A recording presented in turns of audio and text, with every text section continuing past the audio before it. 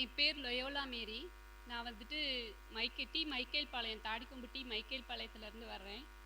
போன வருஷம் மழையில் வந்துட்டு ஒரே மழை, வீடு ஃபுல்லாக இடிஞ்சு படுக்க கூட இடம் இல்லாமல் நனைஞ்சிட்டே தான் இருந்தேன். அப்போ நான் வந்து இங்கே வேண்டிட்டு போனேன். எனக்கு வந்துட்டு லோன் வேற கிடைக்கவே இல்லை. எனக்கு லோன் கிடைக்கணும்ப்பா, அதே மாதிரி கவர்மெண்டில் கொடுக்குற இலவச அந்த வீட்டு இது வந்து எனக்கு கிடைக்கணும் அப்படின்னு சொல்லி நான் வேண்டிட்டு போனேன். நானும் நிறைய பக்கம் பேங்க்லாம் எல்லாத்துக்கும் ட்ரை பண்ணேன். எனக்கு அக்ரி லேண்டுங்கிறனால லோன் கிடைக்கல. அப்புறம் திடீர்னு ஐடிஎஃப்சி பேங்க்ல இருந்து வீட்டுக்கு வந்தாங்க.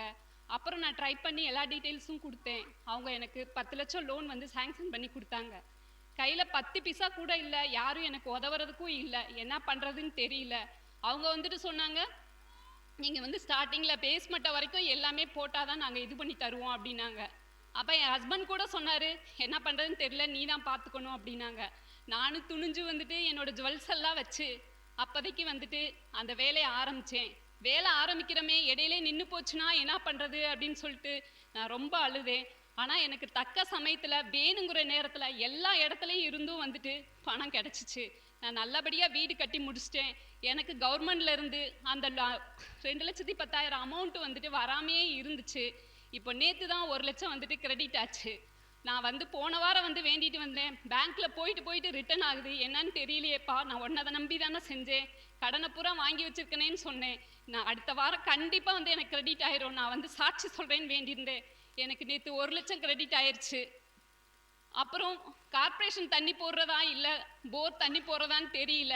எனக்கு ஒரே கன்ஃபியூஷனாக இருந்துச்சு. ஏன்னா எங்கள் சைடு தண்ணி கிடைக்காது. அப்போ நீயே பார்த்து உனக்கு விருப்பமானதை செய்ப்பா அப்படின்னு சொன்னேன். அதே மாதிரி நான் கார்பரேஷன் பைப்பும் போட்டுட்டேன். இது வந்துட்டு எல்லாமே முழுக்க இவரால் மட்டும்தான். ஏன்னா எனக்கு உதவி செய்யறதுக்குன்னு யாருமே இல்லை. நான் கேட்டேன், விசுவாசமாக நிச்சயமாக கிடைக்கும்னு நம்பினேன். என் வீடு தண்ணி இல்லாதப்ப கூட இந்த மலையில் கல்லனூரில் குளம் ஃபுல்லாக தண்ணியாக நின்றுச்சு. தண்ணி இல்லை, என்ன பண்ணுவேன்னு தெரிலன்னு இருந்தேன். எனக்கு காங்கிரீட் போடுறப்ப மழையாக பெஞ்சு என் வீடு நான் அப்படி கட்டினேன். அந்த தண்ணி மறுபடியும் காசு போட்டு வாங்குறப்ப கூட அந்த ட்ரம்முக்கு வழி இல்லாமல் இருந்தேன். அப்போ எங்கள் ஊரில் சந்தியாபுரம் கோயிலில் புது ட்ரம்மு கோயில் வேலைக்காண்டி வாங்கி வச்சுருந்தாங்க. அதை கொடுத்து எனக்கு ஹெல்ப் பண்ணார். நான் அந்த வீடு கட்டி முடிக்க முழுக்க எனக்கு உதவியாக இருந்து நான் கேட்டதெல்லாம் செஞ்சு கொடுத்தாரு. அதுக்கு கோடான கோடி நன்றி. ஏசப்பாவுக்கு நன்றி. சந்தியாபுரம் எனக்கு பெரிய அற்புதம் செஞ்சு கொடுத்தாரு. ஏன்னா யாரோட தயவும் இல்லாமல் நான் செஞ்சு எனக்கு அவ்வளோ இதாக இருக்குது. அதுவும் போன வாரம் வந்து வேண்டிட்டு போனேன், எனக்கு இன்னும் வரலப்பா பணம்னு. நேற்று தான் எனக்கு அக்கௌண்ட்டில் கிரெடிட் ஆச்சு. அதனால நான் வந்து சாட்சி சொல்கிறேன்.